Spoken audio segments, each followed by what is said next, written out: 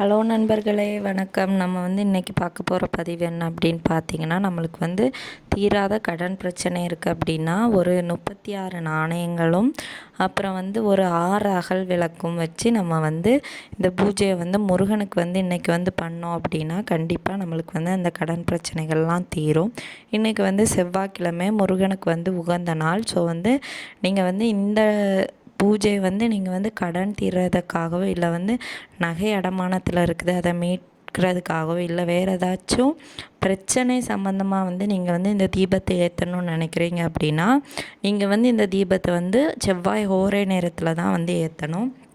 ஒன்றெல்லாம் செவ்வாய் காலை ஹோரை நேரத்தில் ஏற்றணும், இல்லை மாலை ஹோரை நேரம், இல்லை மத்தியானம் ஹோரை நேரம். மத்தியானம் இப்போ ஹோரை நேரம் முடிஞ்சிருச்சு. இனி மாலை நேரம் மட்டும்தான் இருக்குது. ஸோ அந்த டைமில் நீங்கள் இதை பண்ணலாம். இல்லை வேறு ஏதாச்சும் உங்களுக்கு வேண்டுதல் இருக்குது, இப்போ குழந்தை வேணும், திருமணம் வேணும், இந்த மாதிரி சுப காரியங்களுக்காக நீங்கள் செய்யும்போது இது சாயங்காலம் 6 மணிக்கு நீங்கள் இந்த பூஜையை செய்யலாம். பூஜை எல்லாமே ஒன்று தான். ஆனால் எந்தெந்த விஷயங்களுக்காக பண்ணுறீங்கன்னு சொல்லிவிட்டு நீங்கள் அதையும் அந்த டைமில் நீங்கள் பண்ணணும். கடன் பிரச்சனை அப்படின்னா ஒரே நேரத்தில் பண்ணுங்கள். மற்ற மாதிரி விஷயங்களுக்கு 6 மணிக்கு பண்ணால் போதும். ஸோ இதுக்கு என்னென்ன மாதிரியான பொருட்கள்லாம் வேணும் அப்படின்னு பார்த்தீங்கன்னா, 6 அகல் விளக்கு, 6 நாணயம், அப்புறம் நெய், இல்லாட்டி நம்ம இன்றைக்கி சிவப்பு நிறத்திரையோ இல்லை பச்சை நிறத்திரையோ முருகனுக்கு இந்த தீபத்தை ஏற்றுறது ரொம்பவும் சிறப்பு.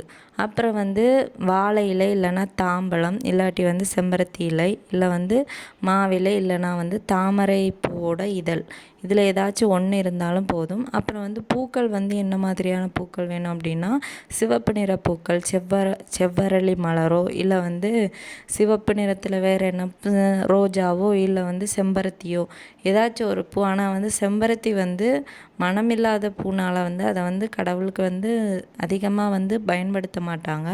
ஆனால் சிவப்பு நிறத்தில் இருக்கிறதுனால நீங்கள் அதை யூஸ் பண்ணலாம். ஸோ இந்த மாதிரி பூக்கள் தேவை. அப்புறம் நெய்வேத்தியம் உங்களுக்கு என்ன இஷ்டமோ அதை வைக்கலாம். வெற்றிலையும் பாக்கும் பழமும், அதுக்கு கூட பாலும் தேனும் வைக்கலாம், இல்லை வெறும் பாலும் தேனும் வைக்கலாம், பால் மட்டுமே வைக்கலாம். உங்களுக்கு என்ன இஷ்டமோ அதை மட்டும் வச்சுக்கலாம், ஒன்றும் பிரச்சனை கிடையாது. அதுக்கப்புறமா நீங்கள் இந்த தீபத்தை நான் ஹோரை நேரத்தில் ஏற்ற சொல்லியிருந்தேன், 8 to 9. ஸோ நீங்கள் எப்படி ஏற்றணும் அப்படின்னு பார்த்தீங்கன்னா, முதல்ல 6 அகல் விளக்கு நீள் வரிசையில் ஒன்றன் பின் ஒன்றாக வச்சுக்கோங்க. லைனாக இருக்கிற மாதிரி ஒரு கோடு போட்டு வச்சா நம்ம எப்படி வைப்போம் அந்த மாதிரி வச்சுக்கோங்க. வச்சுட்டு தீபத்தை நீங்கள் ஏற்றிடுங்க. நெய் தீபமோ நல்லெண்ணெய் தீபமோ ஏதாச்சும் முருகனுக்கு இந்த 2 தான் ஸ்பெஷல். உங்களுக்கு எது ஏற்ற முடியுதோ அதை ஏற்றிக்கோங்க. ஏற்றினதுக்கப்புறமா அந்த தீபச்சுடருக்கு நேர் ஆப்போசிட்டில் நீங்கள் ஏதாச்சும் ஒன்று வெற்றிலையோ, அந்த மாவிலையோ, இல்லை பாக்கு அந்த செம்பருத்தி இலையோ, இல்லை அந்த தாமரை மலரோ, இல்லை தாம்பழம் குட்டி குட்டியாக இருந்தால் கூட அதை கூட வச்சுக்கலாம். வச்சுக்கோங்க. அதில் நீங்கள் சந்தன குங்குமம் பொட்டு வச்சுக்கோங்க. உங்களுக்கு என்ன வைக்கிறீங்களோ அதில் வச்சுக்கோங்க. அப்புறம் 6 1 நாணயம் சொல்லியிருந்தேன். அந்த நாணயத்தை ஒவ்வொரு இதுலேயும் வச்சுக்கோங்க. 6 தாம்பழத்தட்டுனா 6 தாம்பழத்தட்டுலேயும் 6 1 நாணயத்தை வச்சுக்கோங்க. வச்சதுக்கப்புறமா அந்த தாம்பழத்தட்டில் வச்ச அந்த நாணயத்திற்கு நீங்கள் பூஜை பண்ண போகிறீங்க. உங்களுக்கு என்ன மாதிரியான கடன் இருக்குதோ அதை சொல்லிவிட்டு நீங்கள் முருகரோட நாமமான ஏதாச்சும் ஒன்று நீங்கள் சொல்லலாம். இப்போ ஓ முருகா போற்றின்னு சொல்கிறீங்க அப்படின்னா, அதை ஒவ்வொரு நாணயம் வைக்கும்போது நீங்கள் 6 தடவை சொல்லணும். 6 தடவை சொல்லும்போது நீங்கள் அதுக்கு இப்போ சந்தனத்தாலேயோ, இல்லை விபூதினாலேயோ, இல்லை குங்குமத்தாலேயோ, இல்லை பூக்கள்னாலேயோ அர்ச்சனை பண்ணணும். 6 முறையும் சொல்ல 6 தடவை நீங்கள் அதை வைக்கணும். இதே போல் 6 தாம்பழத்தட்டு வச்சுருக்கீங்கன்னா 6 தாம்பழத்தட்டில் இருக்கிற நாணயங்களுக்கும் ஓ முருகா போற்றி சொல்கிறீங்க அப்படின்னா 6 தடவை சொல்லணும். மொத்தம் 36 தடவை. அப்போ 6 நாணயங்களுக்கும் 6 முறை வச்சு 36 முறை நீங்கள் இதை பண்ணணும். பண்ணி முடித்ததுக்கப்புறமா நீங்கள் அந்த தீபச்சுடர் அதுவாகவே மலை ஏறும், இல்லாட்டி அதுவாகவே குளிர்ந்தும், இல்லை நீங்கள் குளிர வைக்கலாம். இல்லை அப்படின்னா அது வரைக்கும் நீங்கள் வெயிட் பண்ணுங்கள். பண்ணதுக்கப்புறமா இந்த ரூ. 1 நாணயத்தில் வந்து இப்போ நீங்கள் பூக்கள்னால அர்ச்சனை பண்ணியிருந்தீங்க அப்படின்னா அதை தனியாக எடுத்து வச்சுருங்க. சந்தனம்னா அதை தனியாக எடுத்து வச்சுருங்க. குங்குமம்னா அதை தனியாக எடுத்து வச்சுருங்க. விபூதினா அதை தனியாக ஏதாவது ஒரு பவுல்லையோ இல்லை கவர்லேயோ எடுத்து வச்சுக்கோங்க. வச்சுட்டு அதை வந்து நீங்கள் வந்து யூஸ் பண்ணலாம். இந்த 6 நாணயங்களையும் வந்து நீங்கள் வந்து ஒரு சிவப்பு நிற துணியில் கட்டி முருகரோட கால் பாதத்தில் வந்து வச்சுருங்க. இதே மாதிரி நீங்கள் அடுத்த வாரம் செவ்வாய்க்கிழமையும் அதே நேரத்தில் வந்து ஒரே நேரத்தில் வந்து பண்ணணும். அந்த நாணயத்தையும் எடுத்து அந்த சிவப்பு துணியில் வந்து கட்டி வச்சுருங்க. இப்படி 6 வாரம் நீங்கள் செய்யும்போது மொத்தம் 36 நாணயங்கள் வரும்.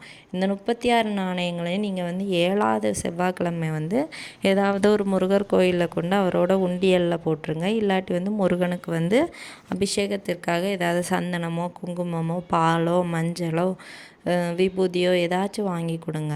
அந்த 36 ரூபாய்க்குள்ளே என்ன வாங்கி கொடுக்க முடியுமோ அதை வாங்கி கொடுத்துட்டு மிச்ச பைசா வந்துச்சு அப்படின்னா அதை வந்து உண்டியலில் போட்டுருங்க. நீங்கள் வந்து உண்டியலில் போடுறதை விட இப்படி ஏதாவது பொருட்கள் வாங்கி கொடுக்குறது வந்து இன்னும் உங்களுக்கு வந்து சிறப்பான ஒரு பலனை வந்து தரும்.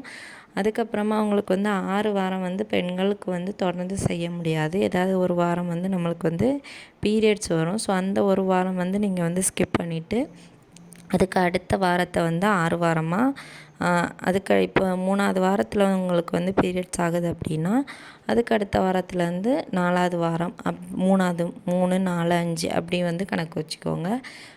எப்படி பார்த்தாலும் 6 வாரம் முடிஞ்சதுக்கப்புறமா 7வது வாரம் கொண்டு முருகன்கிட்ட கொண்டு போய் அதை வந்து சேர்த்துருங்க.